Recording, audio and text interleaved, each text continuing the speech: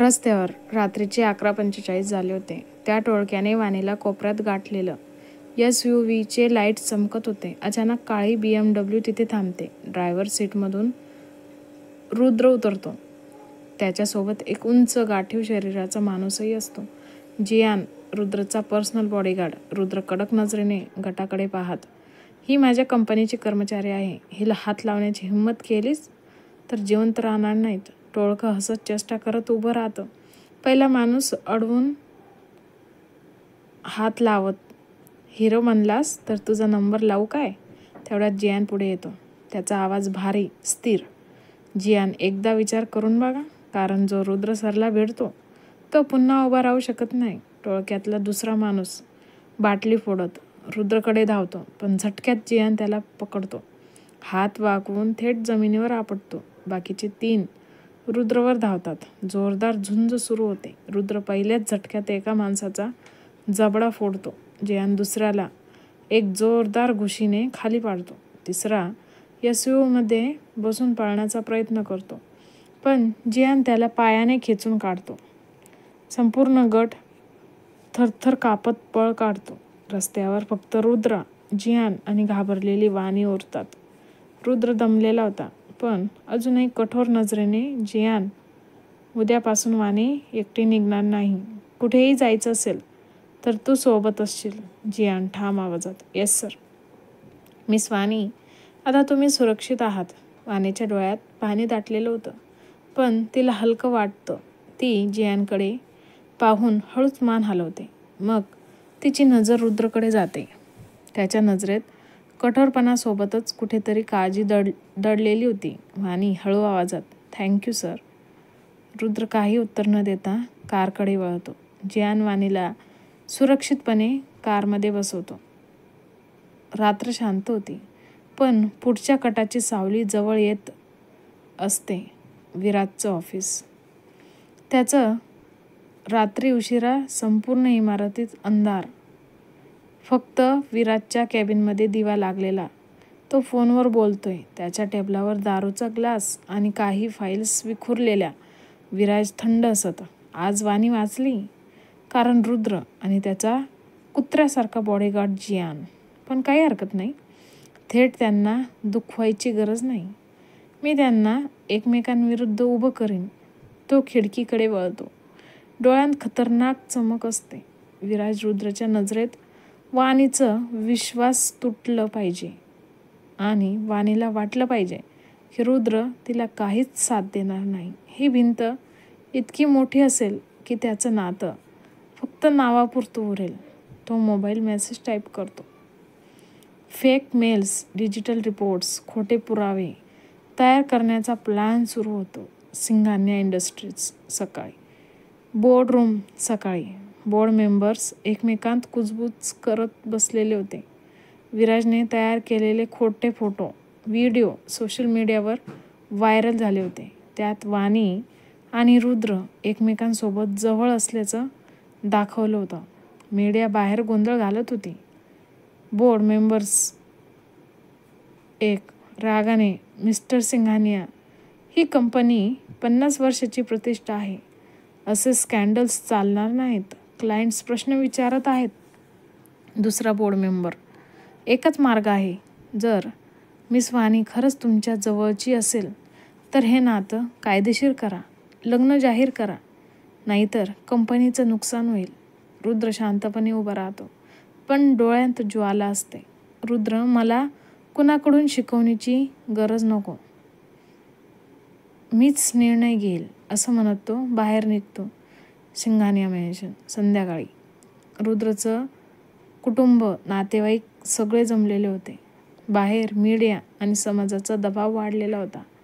वडील, काका कठोरपणे बोलतात, रुद्र, तुझं नाव आणि घराण्याची प्रतिष्ठा धुळीस मिळेल. उद्यापासून सगळीकडे तुझ्यावर बोट दाखवलं जाईल. एकच मार्ग आहे, आजच लग्न कर. रुद्रचा चेहरा कठोर होतो. वाणी बाजूला उभी, डोळ्यांत अश्रू होते. रुद्रला तर काहीच कळत नव्हतं की काय करावं. रुद्रचं पर्सनल ऑफिस. त्याच रात्री वाणी थरथरत्या आवाजात, वाणी, सर, हे सगळं विराज करत आहे. माझ्यावर खोटं थोपवून तुम्हाला ब्लॅकमेल करतोय. तुम्ही का मान्य करत आहात? रुद्र कडक आवाजात तिच्या डोळ्यात बघत. कारण मला माझं घराणं, माझी कंपनी आणि तुझी सुरक्षा जपायची आहे. काल रात्री तू जवळजवळ मरायला आली होतीस. मी रोज तुला वाचवू शकत नाही. एकदाच तुझ्या आयुष्याभोवती भिंत उभी करतो, ते म्हणजे माझं नाव. वाणी डोळ्यात पाणी घेऊन मागे सरकते. वाणी, हे प्रेमासाठी नाही, फक्त जबरदस्ती आहे सर. रुद्र थंडपणे, हो, हे प्रेम नाही, निर्णय आहे. उद्या सकाळी तू माझ्याशी लग्न करशील. कुठल्याही परिस्थितीत. मंदिरात सकाळी. सगळीकडे गर्दी, मीडिया फ्लॅशेस, कुटुंबाचा दबाव. रुद्र कठोर चेहऱ्याने उभा होता, तर वाणी पांढऱ्या पिवळ्या साडीमध्ये थरथरत उभी. तिच्या डोळ्यात अश्रू होते, ओठ थरथरत होते. पुरोहित मंत्र म्हणत होते. वाणीचं मनोगत, देवा, हे माझ्या आयुष्यात काय चाललंय? मी स्वप्न बघितलं होतं, एक साधं छोटंसं जगण्याचं, आईबाबांच्या आशीर्वादाने प्रेमाने भरलेलं घर.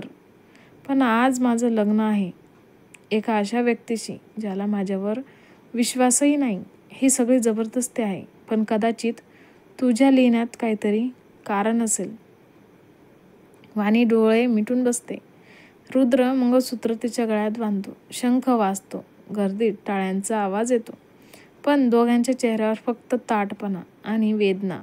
वाणीचं मनोगत, हे नातं माझ्यासाठी कैद आहे की नवीन सुरुवात, मला माहीत नाही.